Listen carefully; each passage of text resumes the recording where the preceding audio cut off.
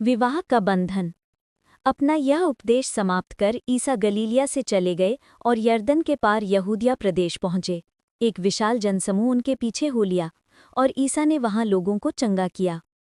फरीसी ईसा के पास आए और उनकी परीक्षा लेते हुए यह प्रश्न किया, क्या किसी भी कारण से अपनी पत्नी का परित्याग करना उचित है? ईसा ने उत्तर दिया, क्या तुम लोगों ने यह नहीं पढ़ा कि सृष्टिकर्ता ने प्रारंभ से ही उन्हें नर नारी बनाया और कहा कि इस कारण पुरुष अपने माता पिता को छोड़ेगा और अपनी पत्नी के साथ रहेगा और वे दोनों एक शरीर हो जाएंगे। इस तरह अब वे दो नहीं बल्कि एक शरीर है। इसलिए जिसे ईश्वर ने जोड़ा है उसे मनुष्य अलग नहीं करे। उन्होंने ईसा से कहा, तब मूसा ने पत्नी का परित्याग करते समय त्यागपत्र देने का आदेश क्यों दिया? ईसा ने उत्तर दिया, मूसा ने तुम्हारे हृदय की कठोरता के कारण ही तुम्हें पत्नी का परित्याग करने की अनुमति दी, किंतु प्रारंभ से ऐसा नहीं था। मैं तुम लोगों से कहता हूं कि व्यभिचार के सिवा किसी अन्य कारण से जो अपनी पत्नी का परित्याग करता और किसी दूसरी स्त्री से विवाह करता है, वो व्यभिचार करता है। कुंवारापन। शिष्यों ने ईसा से कहा, यदि पति और पत्नी का संबंध ऐसा है तो विवाह नहीं करना अच्छा ही है। ईसा ने उनसे कहा, सब यह बात नहीं समझते, केवल वे ही समझते हैं जिन्हें यह वरदान मिला है। क्योंकि कुछ लोग माता के गर्भ से नपुंसक उत्पन्न हुए हैं, कुछ लोगों को मनुष्यों ने नपुंसक बना दिया है और कुछ लोगों ने स्वर्ग राज्य के निमित्त अपने को नपुंसक बना लिया है। जो समझ सकता है वो समझ ले। बच्चों को आशीर्वाद। उस समय लोग ईसा के पास बच्चों को लाते थे जिसे वे उन पर हाथ रखकर प्रार्थना करें। शिष्य लोगों को डांटते थे, परंतु ईसा ने कहा, बच्चों को आने दो और उन्हें मेरे पास आने से मत रोको, क्योंकि स्वर्ग का राज्य उन जैसे लोगों का है। और वो बच्चों पर हाथ रखकर वहां से चले गए। धनी युवक। एक व्यक्ति ईसा के पास आकर बोला, गुरुवर, अनंत जीवन प्राप्त करने के लिए मैं कौन सा भला कार्य करूं?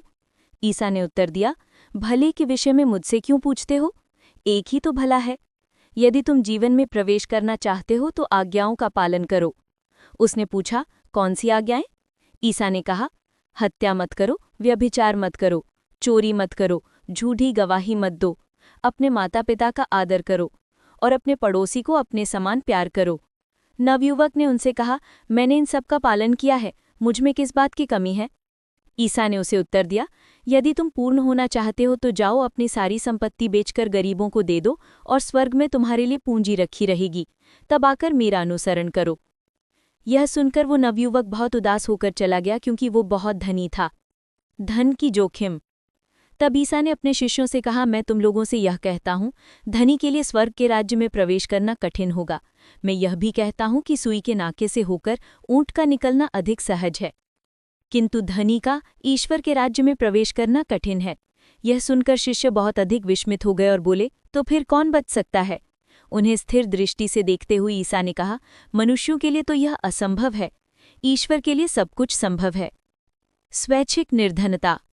तब पेतरुस ने ईसा से कहा, देखिए, हम लोग अपना सब कुछ छोड़कर आपके अनुयायी बन गए हैं, तो हमें क्या मिलेगा? ईसा ने अपने शिष्यों से कहा, मैं तुम अपने अनुयायियों से यह कहता हूँ, मानव पुत्र जब पुनरुत्थान में अपने महिमामय सिंहासन पर विराजमान होगा, तब तुम लोग भी 12 सिंहासनों पर बैठकर इस्राएल के 12 वंशों का न्याय करोगे। और जिसने मेरे लिए घर, भाई बहनों, माता पिता, पत्नी, बाल बच्चों अथवा खेतों को छोड़ दिया है, वो 100 गुना पाएगा और अनंत जीवन का अधिकारी होगा।